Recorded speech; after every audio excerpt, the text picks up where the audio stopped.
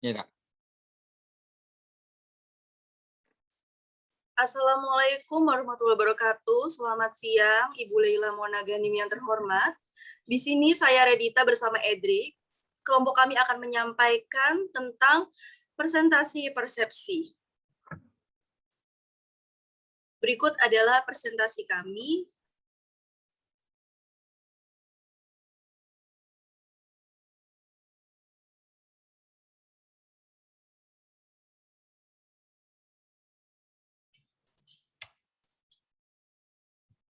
Ya, di sini kami mempresentasikan tentang persepsi. Kami mengambil jurnal dari persepsi konsumen tentang iklan kartu Smartfren terhadap keputusan pembelian. Di sini penulisnya bernama Nur Halimah. Ini jurnal jenis skripsi Institut Agama Islam Negeri YIN Metro. Jurnal ini dibuat tahun 2019. Link jurnal seperti yang tertera di bagian presentasi ini.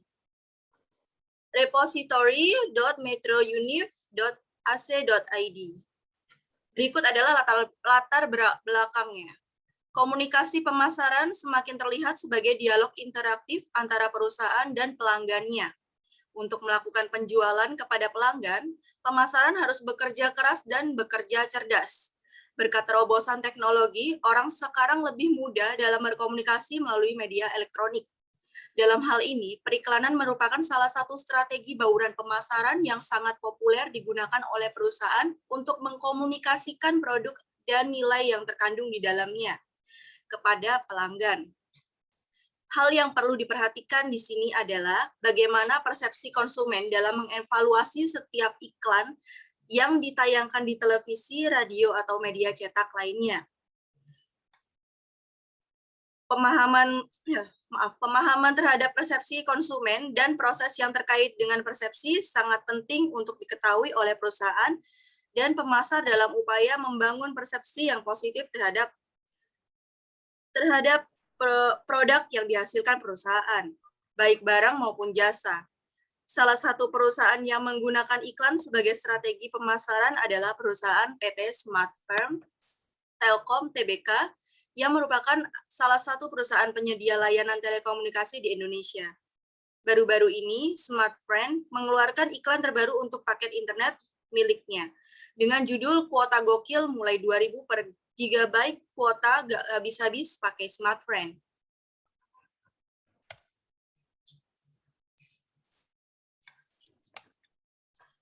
Mahasiswa merupakan salah satu konsumen potensial dalam penggunaan kartu paketan untuk internet dalam kegiatan sehari-hari. Oleh karena itu, survei yang dilakukan oleh peneliti dengan menggunakan wawancara kepada beberapa mahasiswa jurusan Ekonomi Syariah YIN Metro angkatan 2015, berdasarkan wawancara tersebut, setelah melihat iklan tersebut, dikatakan bahwa untuk sekarang ini memang paketan internet menjadi kebutuhan pokok setiap mahasiswa. Pemilihan kartu perdana yang tepat juga berpengaruh dalam kelancarannya. Jika dilihat dan dibandingkan dengan kartu lainnya, Smartfren termasuk yang paling murah. Namun beberapa mahasiswa mengatakan harga murah tidak menjamin konsumen akan tertarik pada produknya. Tentunya harus didukung dengan jaringan yang kuat, lalu ada mahasiswa yang sudah menggunakan Smartfren, tetapi dia memilih menggunakan voucher kuotanya dibandingkan dengan 2.000 per gigabyte, karena dirasa tidak efisien. Selain itu, ada pula mahasiswa yang baru melihat tayangan iklannya dan tertarik untuk menggunakan Smartfren dengan alasan yang dikemukakan di atas, maka penulis tertarik untuk melakukan penelitian dengan judul Persepsi Konsumen tentang Iklan Kartu Smartfren terhadap Keputusan Pembelian. Studi pada mahasiswa jurusan Ekonomi Syariah YIN Metro.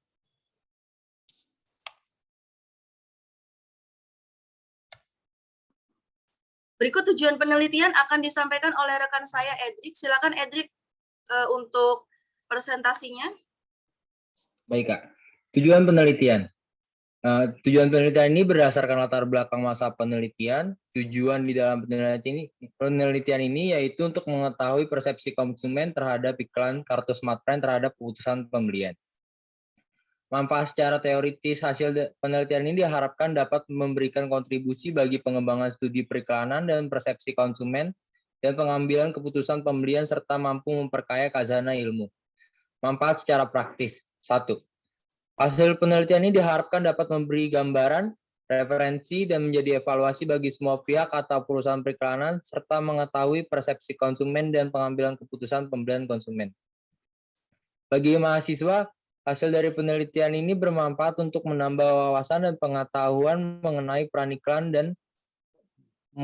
iklan dalam memasarkan suatu produk perusahaan dan mengetahui 5 persepsi konsumen dalam pengambilan keputusan pembelian melalui penerapan ilmu dan teori yang diperoleh selama masa perkuliahan dan melakukan perbandingan dengan kenyataan yang terjadi di dunia usaha secara langsung. Selanjutnya, teori yang digunakan atau dibahas dalam jurnal ini adalah pengertian iklan, mengembangkan kampanye iklan, dan komunikasi massa. Metode penelitian. Kegiatan penelitian ini dilaksanakan dengan menggunakan metode penelitian kualitatif. Untuk mengumpulkan data yang diperlukan, maka peneliti menggunakan metode pengumpulan data sebagai berikut: wawancara dan dokumentasi. Selanjutnya, hasil penelitian akan dipresentasikan oleh Kak Redita. Baik, terima kasih Edric. Berikut adalah hasil penelitian dari jurnal tersebut. Hasil penelitian atau wawancara dengan mahasiswa jurusan Ekonomi Syariah IAIN, Metro dapat disimpulkan bahwa dalam penyampaian iklan sudah cukup menarik perhatian pelanggan. Seperti halnya diungkapkan oleh Miftah Toha bahwa faktor yang mempengaruhi persepsi seseorang adalah berupa familiar atau ketidakasingan suatu objek. Pada iklan kartu smartphone tersebut, ia menggunakan Atta Halilintar yang kita tahu adalah seorang YouTuber dengan subscribe terbanyak di Indonesia, bahkan terbanyak di Asia urutan kedua, sebagai bintang iklannya. Hal tersebut dapat menjadi daya tarik tersendiri pada konsumen. Namun, setiap mahasiswa memiliki persepsi yang berbeda pada iklan kartu smartphone tersebut. Karena persepsi sendiri timbul atas dasar seseorang yang berpandangan terhadap sesuatu yang dilihat dan dirasakan. Dari 20 mahasiswa yang peneliti wawancara, 16 diantaranya memiliki persepsi bahwa iklan yang ditayangkan menarik dengan bintang iklan yang dikenal halayak ramai dan isi iklan yang mudah diingat serta gambar dan warna yang menarik dan kreatif, serta tawaran harga yang terjangkau untuk kalangan mahasiswa sehingga mampu menarik perhatian para konsumen untuk menggunakannya. Selain karena iklan yang menarik, harga yang ditawarkan pun cukup terjangkau dibandingkan kartu paket lainnya. Namun, 4 mahasiswa lainnya memberikan persepsi negatif terhadap iklan tersebut. Keempat mahasiswa tersebut menilai iklan yang ditayangkan tidak menarik karena beberapa alasan. Di antaranya karena brand ambasadornya sendiri, dan juga karena keterbatasan jaringan di setiap daerah masing-masing. Menurut mereka, harga murah tetapi tidak mendukung dengan jaringan yang kuat, dan mereka lebih memilih kartu paketan yang sesuai yang ada di daerahnya. Menurut penulis, pada dasarnya persepsi konsumen berpengaruh pada pengambilan keputusan konsumen untuk membeli atau tidak. Setelah keputusan diambil, maka dengan sendirinya konsumen bisa memanfaatkan barang yang akan dibeli untuk sebagai tujuan. Salah satu tujuannya adalah untuk memenuhi kebutuhan dan atau menyelesaikan masalah yang dihadapi. Bila demikian keadaannya, maka konsumen dapat merasakan sendiri apakah barang yang telah dibeli tersebut mampu memenuhi kebutuhannya, dalam arti mampu memberikan solusi yang diharapkan. Setelah melakukan wawancara, hasil yang peneliti peroleh adalah peneliti melihat bahwa persepsi konsumen sangat berpengaruh pada bagaimana keputusan konsumen dalam pembelian. Berdasarkan wawancara dapat dilihat ketika bahwa 16 mahasiswa memberikan persepsi positif, sudah pasti ia akan menggunakan produk dari kartu smartphone itu sendiri. Sebaliknya, 4 mahasiswa lain yang memberikan persepsi negatif, sudah pasti ia tidak akan menggunakannya dengan alasan jaringan yang tidak mendukung. Menurut penulis, jika persepsi konsumen terhadap iklan suatu produk itu bagus, maka besar kemungkinan konsumen akan melakukan pembelian. Jika persepsi konsumen terhadap iklan tersebut sudah jelek, maka besar kemungkinan konsumen tidak akan melakukan pembelian. Dan hal tersebut berpengaruh pada keputusan pembelian konsumen. Berikut kesimpulan akan dipresentasikan oleh Edric. Silahkan Edric untuk presentasinya. Ya, terima kasih Kak Redita. Untuk kesimpulan dari hasil penelitian ini adalah berdasarkan hasil penelitian dan analisis penelitian yang telah diuraikan pada bab-bab sebelumnya, maka dapat ditarik kesimpulan berikut. Dari 20 mahasiswa yang peneliti wawancari, 16 diantaranya memiliki persepsi bahwa iklan yang ditayangkan menarik dengan bintang iklan yang dikenal halayak ramai. Dan isi iklan yang mudah diingat serta gambar dan warna yang menarik dan kreatif. Serta tawaran harga yang terjangkau untuk kalangan mahasiswa sehingga mampu menarik perhatian para konsumen untuk menggunakannya. Selain karena iklan yang menarik, harga yang ditawarkan pun cukup terjangkau dibandingkan kartu paketan lainnya. Namun ada 4 mahasiswa lainnya memberikan persepsi negatif terhadap iklan tersebut. Keempat mahasiswa tersebut menilai iklan yang ditayangkan tidak menarik karena beberapa alasan. Di antaranya karena brand ambasadornya sendiri dan juga karena keterbatasan jaringan di setiap daerah masing-masing. Menurut mereka harga murah tetapi tidak didukung dengan jaringan yang kuat dan mereka memilih kartu paketan yang sesuai yang ada di daerahnya. Jika persepsi konsumen terhadap iklan suatu produk itu bagus, maka besar kemungkinan konsumen akan melakukan pembelian. Jika persepsi konsumen terhadap iklan tersebut sudah jelek, maka besar kemungkinan konsumen tidak akan melakukan pembelian.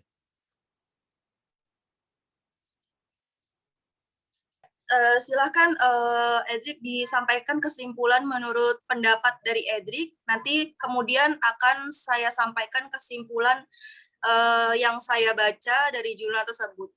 Silakan Edric untuk kesimpulannya. Kalau untuk menurut pendapat pribadi saya setelah membaca hasil penelitian dan metode penelitian yang dilakukan oleh penulis yaitu Nur Halimah dalam menulis jurnal skripsi Institut Agama Islam Negeri Yain Metro tahun 2019 ini, dapat saya tarik kesimpulan bahwa iklan suatu produk yang dipasarkan oleh suatu perusahaan itu berperan penting dalam membangun suatu persepsi konsumen.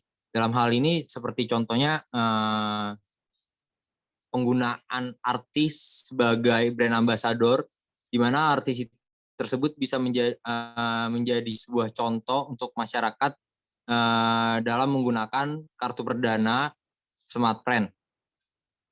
Nah, terus juga iklan yang menarik juga bisa membangun persepsi masyarakat atau konsumen terhadap produk tersebut menjadi baik dan bagus, di mana konsumen bisa mengerti dan tahu apa saja kelebihan dan fitur-fitur atau apa yang bisa dikatakan sarana yang diberikan oleh produk yang mereka beli gitu. Jadi gitu sih kalau menurut pendapat saya, Kak. Baik, terima kasih Edric atas pendapatnya.